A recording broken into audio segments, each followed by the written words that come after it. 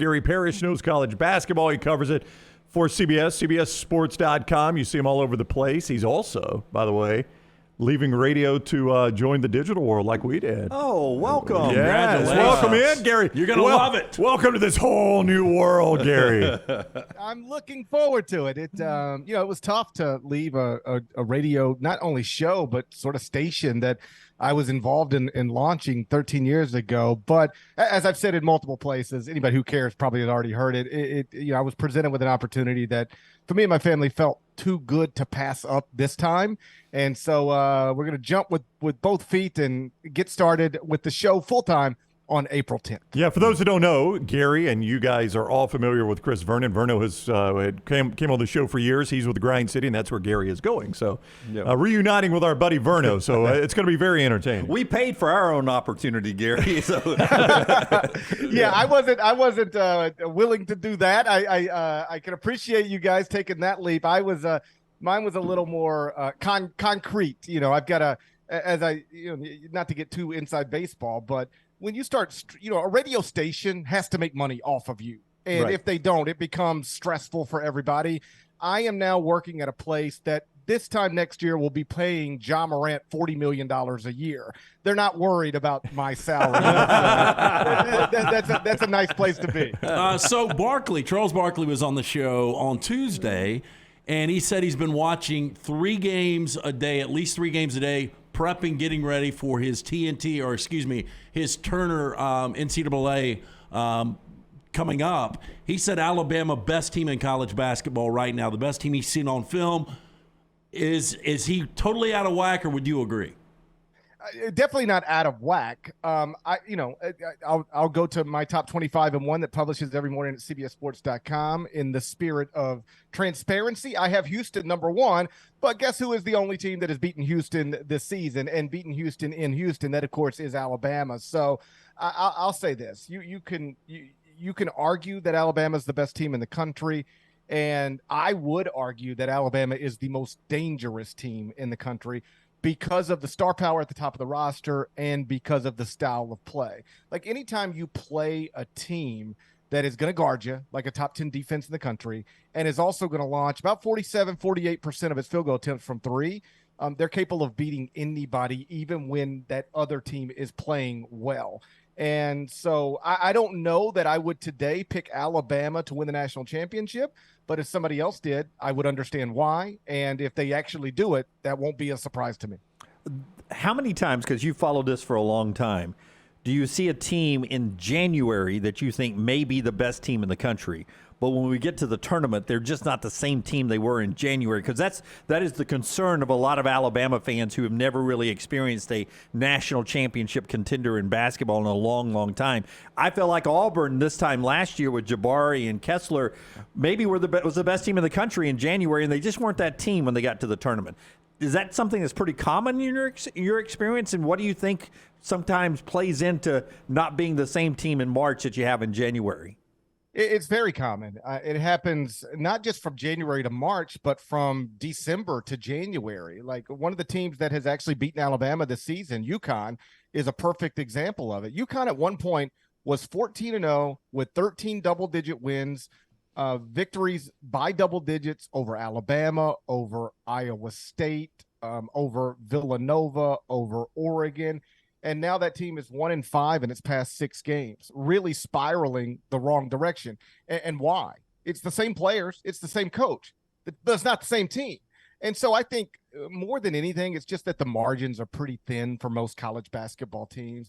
Almost no team ever has 5 high-level players in the starting lineup. And, it just takes sometimes an ankle injury here or some chemistry problems there that can turn it the wrong direction. To be clear, I don't think that's the case with Alabama. I think Alabama's legit. Like, I think it's January 20th now. If we're talking on February 20th, I imagine we would largely have the same conversation. This is the best team in the SEC, the most dangerous team in the SEC, and a legitimate national championship contender. And let me say this, even if they do go through a bad stretch, I'll still assume that they're going to be a contender to cut nets in Houston once that NCAA tournament starts, because let's just see how many boxes they check here.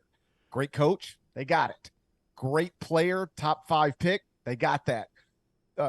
Awesome supplemental talent, they've got that. Awesome offensively, awesome defensively, difficult style of play to deal with. They check every box for a team that is trying to win 6 games in the NCAA tournament. Gary Parrish is with us. You can see Gary on Twitter at Gary Parrish CBS, his Eye on College Basketball podcast, always on YouTube, same place you get our show. You can find all of that, see him on CBS Sports, read him at cbssports.com, where you recently had Gonzaga number 4, who lost last night, and that loss seemed like it had been a long time coming, Gary. They had been skating on thin ice. What do you make of the Bulldogs? Are they living on reputation a little bit? Listen, I think they are held to a different standard than everybody else in the country. Like, we have reached a point, and this is crazy, but we've reached a point where when Gonzaga doesn't win the national championship, people are eager to point out, well, they didn't win the national championship again. Like, this is a small private school in Spokane, Washington, from the West Coast Conference. They're never supposed to win a national championship. They're never supposed to compete for a national championship. And so they are down this year relative to what they have been. That's undeniable, and it's looked that way for a while. But this is still one of the best, 15 to 20 teams in the country. All the computers show that. The resume shows that. They have beaten Alabama, which, again, many people believe is the best team in the country. They're not as good as they were last season or the season before. But this is still one of the better teams in the country, and the numbers that got wiped out last night are pretty remarkable. To be clear, I dropped them down to 14th in the top 25 and one that I'll publish a little later on this morning. That's where the resume suggests they should be right now, in that range. But you zoom out and take a broader look at what this program has done. They had won 75 straight games inside the kennel, 36 straight wins in the month of January, 93 straight wins against unranked opponents. Like, good teams lose to unranked opponents every week, every day, and not technically every day, but you get the point. And the reason last night what happened at Gonzaga was so notable is because that kind of thing never happens to Gonzaga. They're not great, but they're still good, and they're good enough to play in the second weekend of the NCAA tournament. How surprising is the job Jerome Tang is doing right now in Manhattan, Kansas? I think it's the biggest surprise in the sport, best story in the sport. For people listening who might be a little unfamiliar, Jerome Tang spent roughly 20 years as Scott Drew's assistant at Baylor. I've heard it say over the past week or 2 weeks that, he never got head coaching opportunities. That's not quite true. He never got head coaching opportunities that he wanted to take. He got low major offers and, mid-major offers here and there, but he was patient to wait until he got a job that he felt like he could take it and win big with it at some point, but not at this point. This team was picked last in the Big 12.